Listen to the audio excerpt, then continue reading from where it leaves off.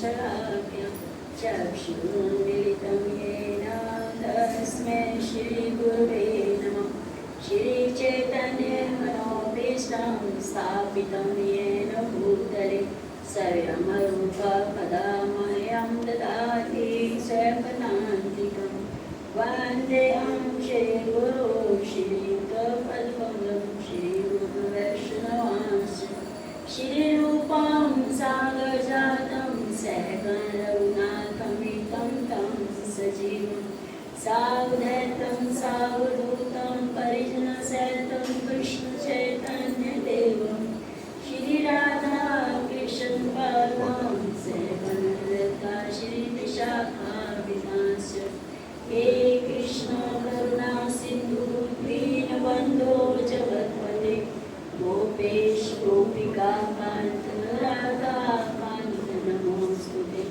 तप्त काञ्चनि गौराङ्गी राधे वृन्दावनेश्वरी विश्वानुसुते देवी प्रणमामि हरिप्रिये। वाञ्छाकल्पतरुभ्यश्च कृपा सिन्धुभ्येव च पतितानां पावनेभ्यो वैष्णवेभ्यो नमो नमः।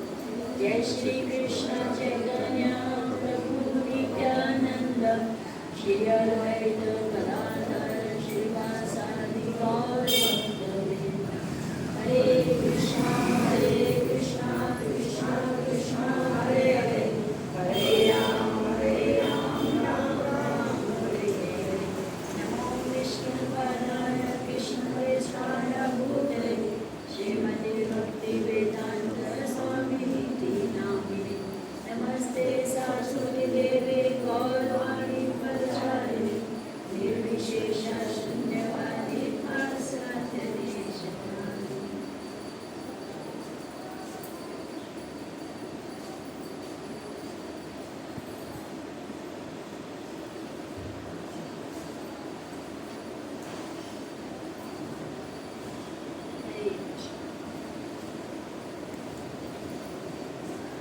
पिछली बारी हमने चर्चा किया था वर्ण आश्रम। तो वर्ण आश्रम धर्म क्या है? वर्ण मीनिंग वर्ण का अर्थ क्या है?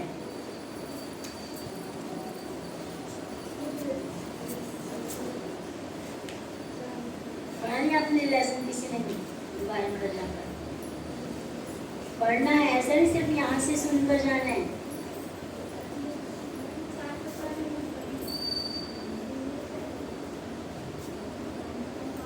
कौन कौन से?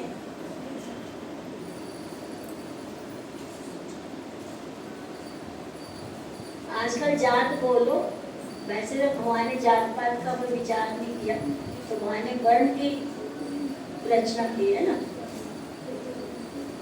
तो पर आजकल हम क्या बोलते हैं? जिसका बेटा वैसे ही वर्ण। तो कौन कौन से वर्ण हैं? ब्राह्मण, तो 4 वर्ण हैं। तो किसके आधार पर है 4 वर्ण? जाति के आधार पर या भगवान ने कहीं जाति का वर्णन किया? कोई बोलता नहीं। तो जाति के आधार पर कैसे? गुण और कर्म के आधार पर। क्या कुछ सोचता कोई लोग ब्राह्मण हो? है कोई ब्राह्मण यहाँ पे जाति से?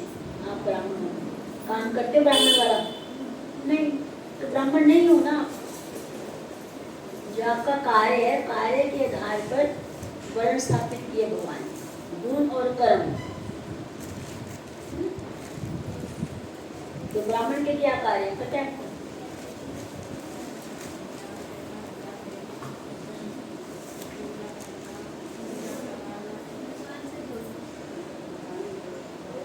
पठन करना, शास्त्रों का अध्ययन करना और लोगों को शास्त्रों का अध्ययन करवाना, ये 2 कार्य।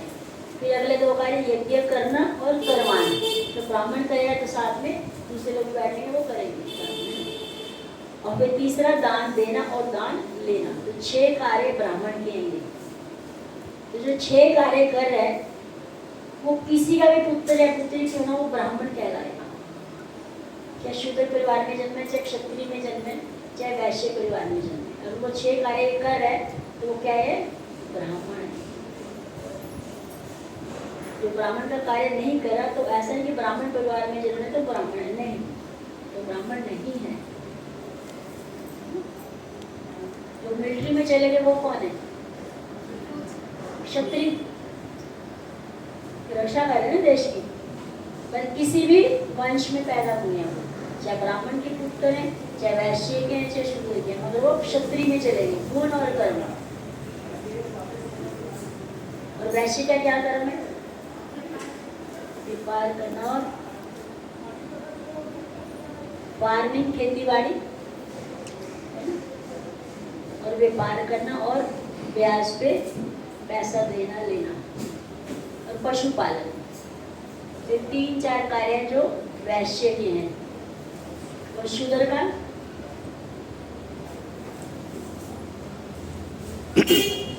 क्या कार्य है? सबकी सेवा करना।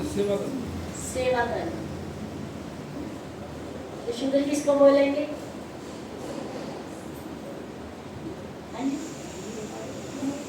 आपकी आवाज ही नहीं आ रही।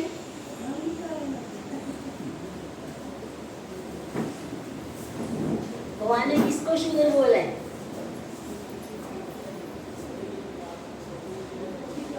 हाँ जी, छोटी जात कौन है? जैसे का मतलब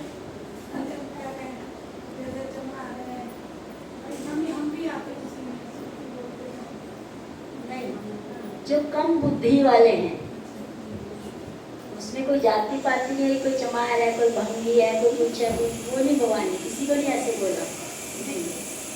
जो कम बुद्धि वाले हैं, तो कलयुग में सारे ही शूद्र हैं, किसी को बुद्धि है ही नहीं है। तो भगवता भागवत में बताती है कलयुग शूद्र संभवा, तो कलयुग में सारे ही शूद्र हैं, कम बुद्धि। हम सोचे हम इतने काम करते हैं, इतने बड़ी जॉब है, इतनी प्रोग्रेस हो रही है, ना इतनी प्रोग्रेस हो गई दुनिया में, देखा है बहुत ही, तो क्या ये बुद्धिमान नहीं है? क्या लगता है आपको? इससे पहले तो वैज्ञानिक लोग नहीं होते थे, आज तो इतने बड़े वैज्ञानिक है, इतने बड़े जहाज में रॉकेट बना रहे हैं, बॉम्ब बना रहे हैं, इतनी बड़ी बिल्डिंगें बन रही हैं, है ना। हम यहीं बैठे किसी बात कर सकते हैं, तो कितनी उन्नति हो रही है दुनिया में। तो क्या इनमें